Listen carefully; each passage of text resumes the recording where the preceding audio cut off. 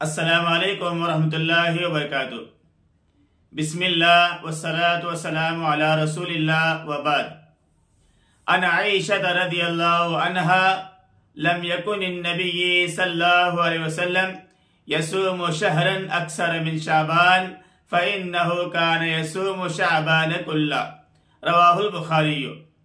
मोहतरम नाज़रीन, आज के दरस में मैं आप लोगों को शाबान के ताल्लुक से और हमें शाबान के महीने में क्या करना चाहिए कुछ बातें इंशाल्लाह पेश करने की कोशिश करूंगा। सबसे पहली बात, माह शाबान हिजरी साल का 8वां महीना है। दूसरी बात, शाबान के माने इधर उधर बिखरने के हैं, मुंतशिर होने के हैं। खास करके शाबान के महीने में अहले अरब पानी की तलाश में इधर उधर मुंतशिर हो जाते, बिखर जाते थे। तीसरी बात, शाबान के महीने में हमें नबी मोहतरम सल्लल्लाहु अलैहि वसल्लम का ऐसा कौन सा अमल मिलता है जिसको हमें करना चाहिए। आपने इरशाद फरमाया, हजरत आयशा रज़ियल्लाहु ताला अन्हा कहते हैं, लम यकुनिन नबिय्य सल्लल्लाहु अलैहि वसल्लम यसूमु शहरन अक्सर मिन शाबान फ़इन्नहु कान यसूमु शाबान कुल्ला। नबी सल्लल्लाहु अलैहि वसल्लम शाबान के अलावा किसी महीने में रोजा नहीं रखा करते थे, यहां तक कि शाबान का मुकम्मल महीना आप रोजा रखा करते थे। इस हदीस से ये बात वाज़ेह हो रही है कि शाबान का महीना रोजे रखने का महीना है। नबी सल्लल्लाहु अलैहि वसल्लम अक्सर यानी पूरा महीना, किसी हदीस में कहा गया 2 महीने यानी शाबान का महीना, रमजान का महीना, आप सल्लल्लाहु अलैहि वसल्लम मुकम्मल रोजा रखा करते थे, नफिल रोजे। चौथी बात, हजरत आयशा रज़ियल्लाहु तआला अन्हा कहते हैं, इज़ा बक़िया निस्फ़ुम मिन शाबान फ़ला तसूमू। जब शाबान का आधा महीना गुजर जाए या बाकी रह जाए, तुम रोजा ना रखो। इसका क्या मतलब है? इसका मतलब यह है, अगर कोई शख्स, अगर कोई औरत या कोई मर्द पीर और जुमेरात का या इसका अलावा अय्याम 20 का रोजा रख रहा है, उसे चाहिए कि वो कंटिन्यू कर सकता है।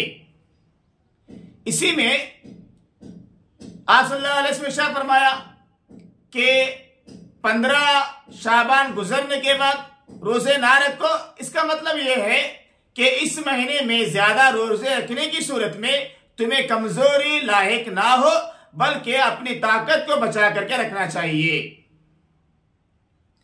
पांचवी बात, माह शाबान में बिलखुसूस आजकल के कुछ लोग मुसलमान 15वीं शाबान के रात में 15वीं शाबान को रात भर जागते हैं और तहज्जुद की नमाज अदा करते हैं और पूरा दिन रोजा रखते हैं और सुबह सवेरे जाकर के कब्रिस्तान की जियारत करते हैं। कब्रों पर मोमबत्ती, अगरबत्ती या कब्रों को ज्यादातर मजबूत बनाने की कोशिश करते हैं। इस तरह नबी सल्लल्लाहु अलैहि वसल्लम से कोई भी हदीस साबित नहीं है। आखिरी बात यह कि इस महीने में बहुत सारे लोग शबे बारात के नाम से पूरी रात जागते हैं, लेकिन दिन भर की नमाजों से काहिली सुस्ती बरतते हैं।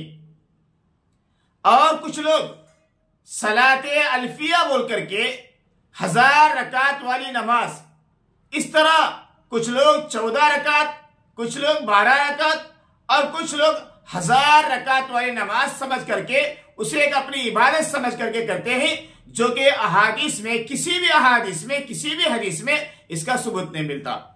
हम तमाम को इस महीने में खुसूसियत के साथ नबी मोहतरम सल्लल्लाहु अलैहि वसल्लम का जो अमल हमें मिलता है वो है सिर्फ और सिर्फ रोजे रखने का, नफिल रोजे रखने का। अगर कोई शख्स पीर, जुमेरात या अय्याम 20 या लगातार उसके रखने की आदत है तो रोजा रख सकता है, लेकिन अगर उसमें अगर छोड़ना चाहता है छोड़ सकता है। और खास करके खवातीन के लिए इस महीने में, शाबान का महीना ये रमजान का तैयारी का महीना है, रमजान में आने का महीना है। ये शाबान में पहुंचते ही हमें रमजान की तैयारी मालूम होती है, रमजान की आहट हमें सुनाई देती है। इसलिए खवातीन को चाहिए कि वो अपनी कज़ा रोजों को मुकम्मल कर ले। या इसके अलावा मर्द हजरात के भी अगर मुसाफिर थे रमजान में, या बीमारी की हालत में, या किसी उज्र के जरिए से जो रोजे चूक गए हैं, छूट गए हैं, उन्हें चाहिए कि ये रमजान का आखिरी महीना यानी रमजान से पहले का लास्ट महीना हमें मिल रहा है, इसमें जितना हो सके अपने रोजों की कज़ा कर लेना चाहिए। अल्लाह ताला से दुआ है, अल्लाह ताला हम तमाम को शाबान के ताल्लुक से जो बातें हमने कही है, सुनी है, अल्लाह ताला हमें उसने अमल की तौफीक अता फरमाए। वस्सलामु अलैकुम वरहमतुल्लाहि वबरकातुहू।